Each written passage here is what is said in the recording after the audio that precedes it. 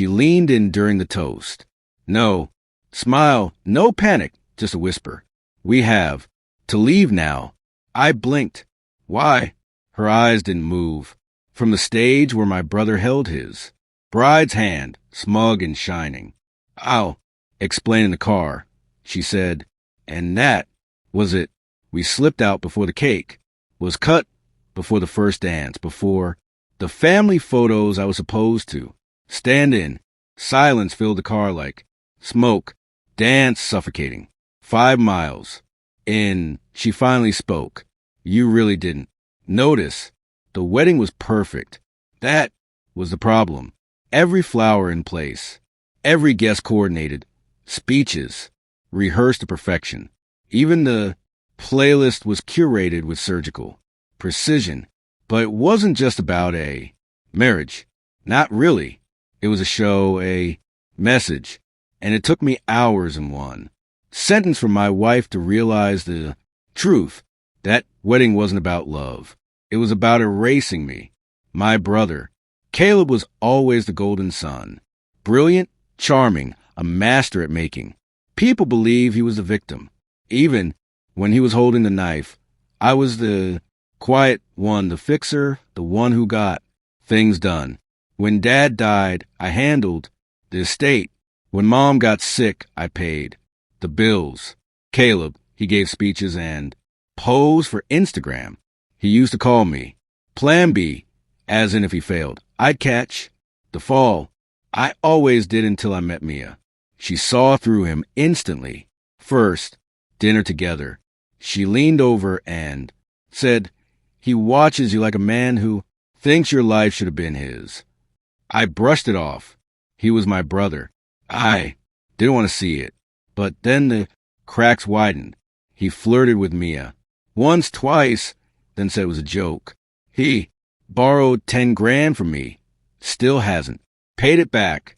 And then came his engagement to Cassandra, a girl I dated. In college. Briefly, quietly, he knew. He brought her to Thanksgiving. I said, nothing. Mia said that was the first shot. The wedding invite arrived in a box, gold trimmed over the top. Our names were misspelled on purpose. I'm sure. A jab. Inside a schedule. A seating chart and a list of requested. Attire colors. It wasn't a wedding. It was a play. And the message was clear. Caleb was center stage. Now Mia caught it before I did. The way the bridesmaids were dressed, every one of them looked like her. Same height, same build, same shade of lipstick she wore the night of our first date. Even Cassandra's dress. A replica of the one Mia picked years ago, but never wore. That wasn't a coincidence. That was strategy. That was personal. Mia leaned back in the passenger seat and said, that wedding wasn't about them.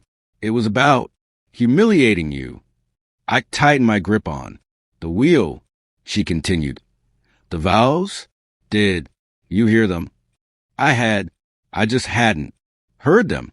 I finally found someone who sees me for who I am, unlike those who wanted to manage, control, or fix me.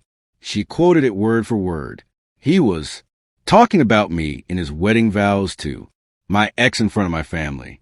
I didn't sleep that night, didn't say a word, but inside a switch flipped.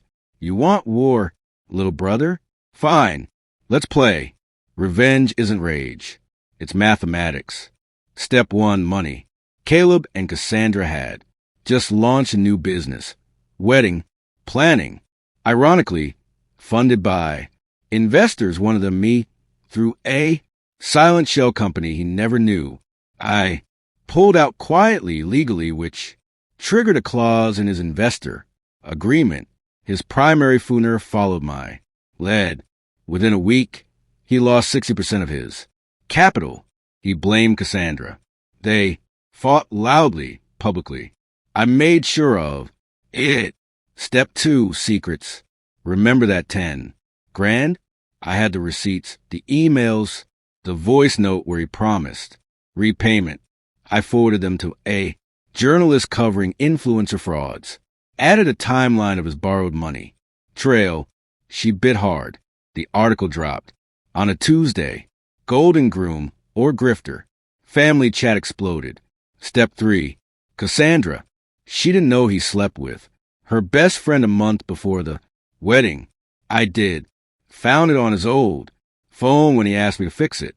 I fixed it. Sent the messages to her. Anonymously. She packed her bags at night. The confrontation came 2 weeks. Later, he showed up at my door, disheveled, shaking. You did this. He hissed. I stood there calm. You orchestrated all of it. I looked him in the eye. You made it a show, I said. I just gave an ending. He lunged. Mia stepped between us. I'd rethink. That, she said cold. You're not the victim here. He left. No threats, just silence. Defeated. That was 6 months ago. His business is gone. Cassandra's engaged again to someone else. Caleb moved cities. No one sends updates. And me, I'm still here. Mia and I go walking.